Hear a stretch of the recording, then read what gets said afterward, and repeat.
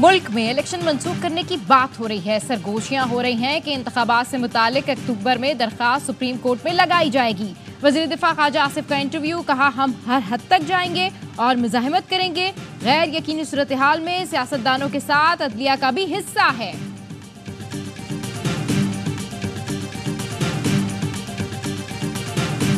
गरीब तबके पर टैक्स का इजाफी बोझ ना डाला जाए, दौलतमंदों को टैक्स नेट में लाया जाए।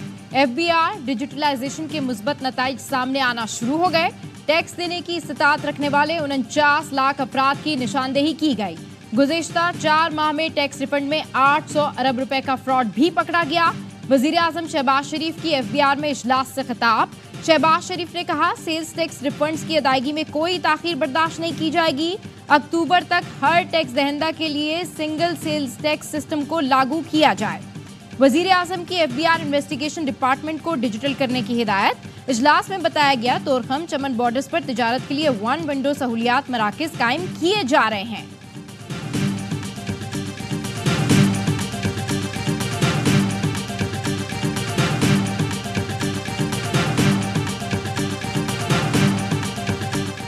पाकिस्तान और चीन के ताल्लुकात गैर मामूली और मिसाली हैं। दोनों मुल्कों के ताल्लुकात बाहमी एतमाद और एहतराम पर मबनी हैं। Army chief general Asim Munir का GHQ में पीपल्स लिबरेशन आर्मी के क़याम की 97वीं सालगिरह की तकरीब से खिताब। कहा पाक फ़ौज और चीनी पीपल्स लिबरेशन आर्मी के ताल्लुकात मिसाली हैं। दोनों अफवाज मुख्तलिफ शोबों में ताउन जारी रखे हुए हैं। तकरीब के मेहमान खुसूसी चीनी सफ़ीर जियांग जीडोंग ने कहा कोई ताकत पाक चीन आहनी दोस्ती और अफवाद के भाईचारे को ख़त्म नहीं कर सकती। पाक फ़ौज हमेशा दहशतगर्दी के ख़िलाफ़ जंग में सबसे आगे रही। पाकिस्तान और ख़ित्ते के अमन व इस्तेहकाम के लिए कुर्बानियाँ दी।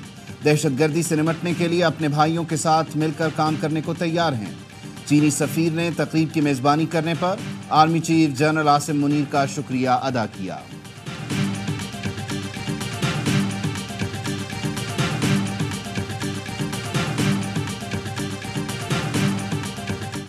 जस्टिस रिटायर्ड मकबूल बाक़िर ने भी एडहॉक जज बनने से माजरत कर ली। कहा जाती मसरूफियात के बायस की जिम्मेदारी नहीं निभा सकता। एडहॉक जज की तैनाती 100% आईनी और कानूनी है।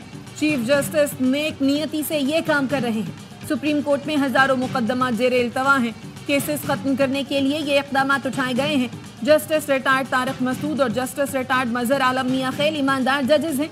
जस्टिस रिटायर्ड मुशीर आलम भी एडहॉक जज बनने से माजरत कर चुके। चीफ जस्टिस पाकिस्तान काजी फाइज ईसा ने एडहॉक जजों के लिए 4 नाम तजवीज़ किए थे। जुडिशल कमीशन का इजलास कल होगा। एडहॉक जजों के मुजव्वज़ा नामों पर गौर किया जाएगा।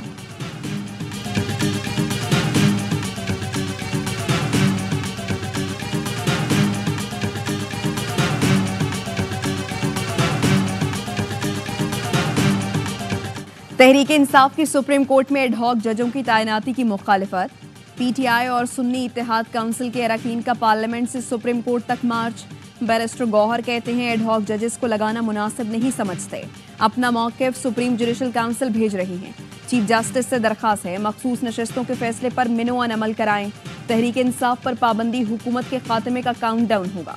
उमर अयूब का चीफ इलेक्शन कमिश्नर और 4 सूबाई इलेक्शन कमिश्नर से इस्तीफे का मुतालबा। कहा इस्तीफा ना दिया तो आर्टिकल 6 लगेगा। असद कैसर बोले अगर आपकी ख्वाहिश जंग करना है तो हम 2 कदम आगे होंगे। शिबली फराज ने कहा हुक्मरान टोला बौखलाहट का शिकार है। इनके पास सारे ऑप्शन खत्म हो गए हैं।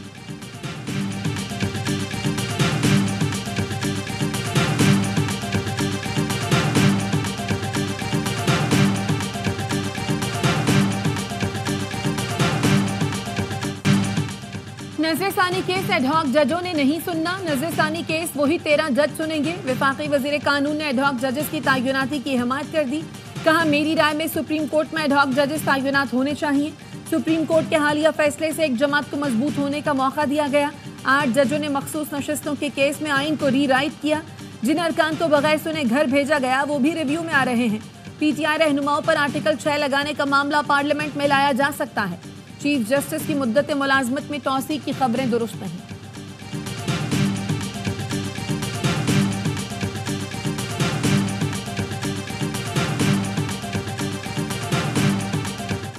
मखसूस नशिस्तों से मुताल्लिक सुप्रीम कोर्ट के फैसले पर इलेक्शन कमीशन का इजलास।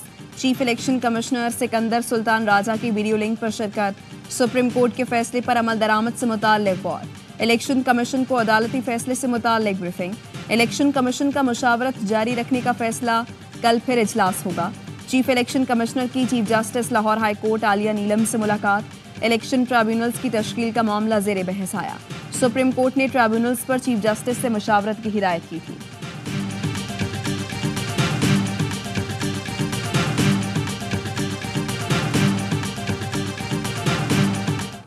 तोशाखाना के नए रेफरेंस में बानी पीटीआई और बुशरा बीबी से अडयाला जेल में तफ्तीश, तोशाखाना के तहाइफ और ज्वेलरी सेट से मुताल्लिक सवालात। नैब ने एहतसाब अदालत से मुल्ज़िमान का 8 रोज़ा जिस्मानी रिमांड हासिल कर रखा है। बानी पीटीआई और बुशरा बीबी ने तोशाखाना केस में गिरफ्तारी के खिलाफ इस्लामाबाद हाई कोर्ट से रुजू कर लिया। 190 मिलियन पाउंड स्कैंडल में नैब की जानिब से ज़िमनी रेफरेंस दायर करने का इम्कान। ज़राए के मुताबिक रेफरेंस में बुशरा बीबी को भी मुल्ज़िम नामजद किया जाएगा। निजी सोसाइटी में छापे के दौरान मिलने वाले शवाहिद को रेफरेंस का हिस्सा बनाया जाएगा।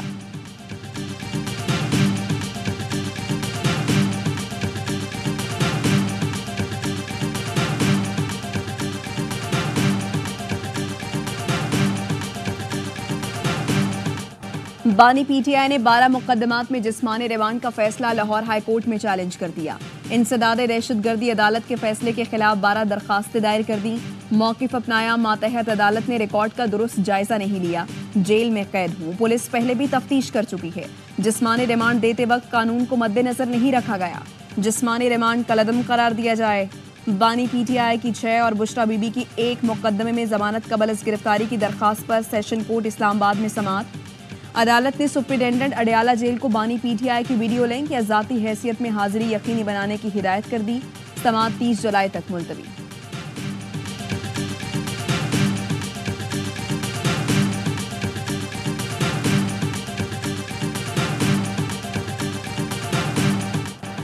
सनम जावेद को मजीद किसी मुकदमे में गिरफ्तार नहीं किया जाएगा। वो अब आजाद हैं, अपने सूबे जा सकती हैं।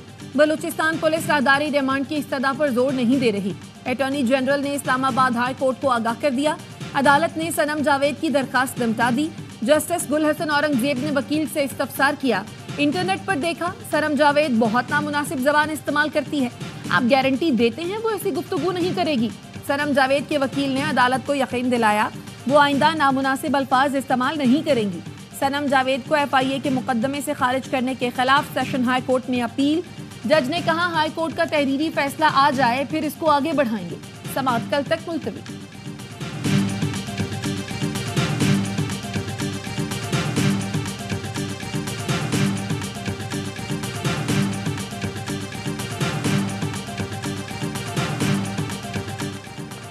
रुकने कौमी असम्बली मौज़िम जतोई को एंटी करप्शन ने मुजफ्फरगढ़ पुलिस के हवाले कर दिया। मौज़िम जतोई के खिलाफ एंटी करप्शन में मुकदमा दर्ज है।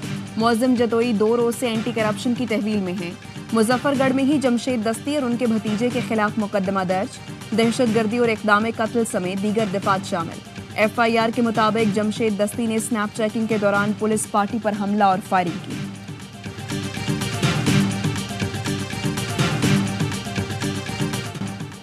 मुस्तफा कमाल का मुल्क में पावर इमरजेंसी लगाने का मुतालबा। कहा हुकूमत IPPs को बुलाकर कहे मुआहिदों पर अमल दरामद नहीं कर सकते।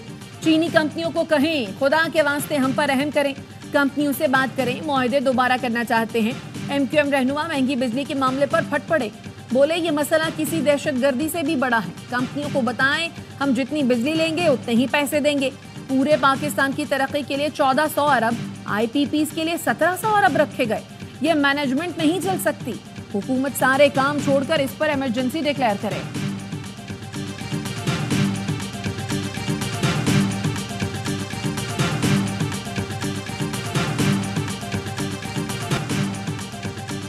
IPPs मुआहदे हैं, बहुत सोच समझ कर किए गए। पीछे हटेंगे तो बैरूनी सरमायाकारी कैसे आएगी? बिजली की कीमतों और दीगर मुआशी मसाइल से हमारा सियासी नुकसान हो रहा है। लीगी रहनुमा तलाल चौधरी की कराची चैम्बर ऑफ कॉमर्स में गुफ्तगू। कहा IPPs और कैपेसिटी चार्जेस में जल्द कोई रिलीफ नहीं मिल सकता। बोले PIA की निजकारी का अमल अगले चंद माह में मुकम्मल होगा। PIA की निजकारी रुकी तो प्राइवेटाइजेशन प्रोग्राम को नुकसान होगा। टैक्स भरना सिर्फ तनख्वाहदार तबके की जिम्मेदारी नहीं।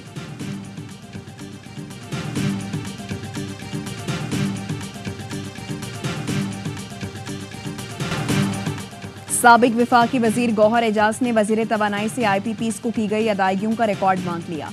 तमाम 106 IPPs का डेटा पब्लिक करने का मुतालबा। कहा कौम को बताया जाए कि इस बिजली घर ने अपनी सलाहियत के मुताबिक कितनी बिजली पैदा की। पैदावारी लागत, IPPs को फ्यूल की मद में अदायगी और सार्फिन से होने वाली वसूलियों का डेटा आवाम के सामने रखा जाए। आवाम जानना चाहते हैं कि उन्हें किस नर्ख पर बिजली फराहम की जा रही है। बिजली की असल कीमत 30 रुपए फी यूनिट से कम होनी चाहिए।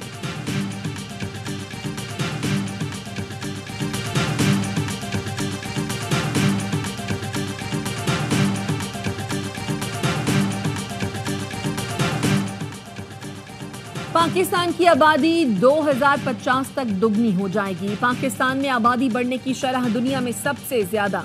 इदारा शुमारियात ने 7वीं मरदमशुमारी की फाइंडिंग रिपोर्ट जारी कर दी। कहा 2,53,70,000 बच्चे स्कूलों से बाहर हैं। मुल्क में लिटरेसी रेट 61% रिकॉर्ड किया गया। मर्द 68%, खवातीन 53% पढ़ी लिखी हैं। 79% अफराद 40 साल से कम उम्र हैं। रिपोर्ट के मुताबिक पाकिस्तान में 21,26,079 अफगान, बंगाली और दीगर मुल्क के लोग मुकीम हैं। 87 लाख हिंदू, मसीही और दीगर मजहब के लोग आबाद हैं।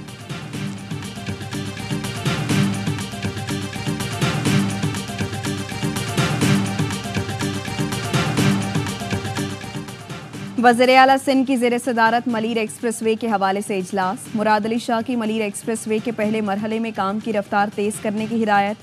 कहा जाम सादिक पुल से शाह फैसल टाउन का 15 किलोमीटर का ट्रैक मुकम्मल किया जाए। वज़ीर आला सिंध ने कराची से तजावुज़ात के खात्मे से मुतालिक इजलास तलब कर लिया। मुराद अली शाह ने कहा फुटपाथ, ग्रीन बेल्ट, सड़कों से तजावुज़ात हटाने के लिए 2 हफ्तों में प्लान तरतीब देने की हिदायत दी थी। मुझे साफ सुथरा शहर चाहिए।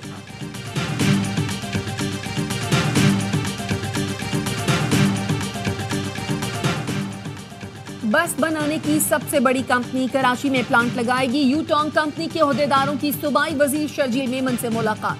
शर्जील मेमन ने बताया यूटोंग बसों का प्लांट लगाने का काम 3 माह में शुरू होगा। अगले साल काम मुकम्मल हो जाएगा। प्लांट में यूटोंग के इंट्रासिटी और इलेक्ट्रिक बसें बनेंगी। कराची में बसों की तैयारी से ज़र मुबादला बचाया जा सकेगा। बसों की बरामदात से मुल्क को फायदा होगा।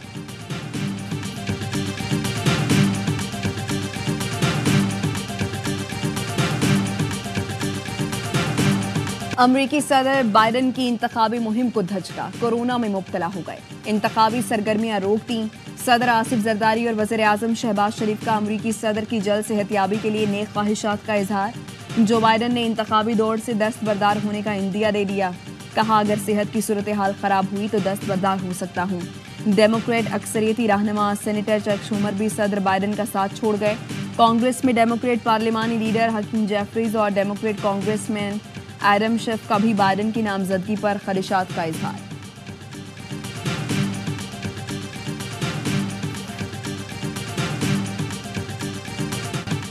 रिपब्लिकन नेशनल कन्वेंशन बाइडन इंतजामिया के खिलाफ चार्जशीट बन गया। ट्रंप के करीबी साथी और साबिक सदारती मुशीर पीटर नावारो मियामी जेल से रिहा होते ही सीधे कन्वेंशन में पहुंच गए।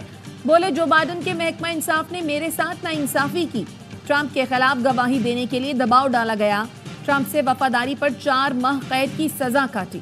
रिपब्लिकन नेशनल कन्वेंशन में शुरका ने ट्रंप से इजहार एकजहती के लिए अनोखा अंदाज अपना लिया। कान पर सफेद पट्टी बांध ली।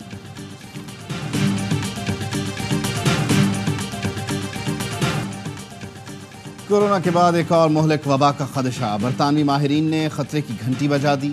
कहा एक और मोहलिक वबा जो ज्यादा तेजी से फैलेगी मुस्तकबिल करीब में आ सकती है। बरतानवी हुकूमत की कोविड इंक्वायरी रिपोर्ट में हौलनाक इंकशाफात। कोरोना में गलत वबा की मनसूबाबंदी से आवाम की हलाकतें हुई। कमेटी के मुताबिक बरतानिया इन्फ्लुएंजा की नई वबा से निमटने के लिए तैयार था, लेकिन कोरोना आ गया। हुकूमती नाअहली से हलाकतों और माशी नुकसान में इजाफा हुआ। हुकूमत बीमारी को रोकने के बजाय मुतासरीन से निमटने में मसरूफ़ रही और वायरस को रोकने के लिए मुअस्सर इक़दाम भी नहीं किए गए। इंक्वायरी में 69 माहिरीन और सियासतदानों ने शवाहिद फराहम किए, जिनमें डेविड कैमरॉन और जेरेमी हंट भी शामिल हैं।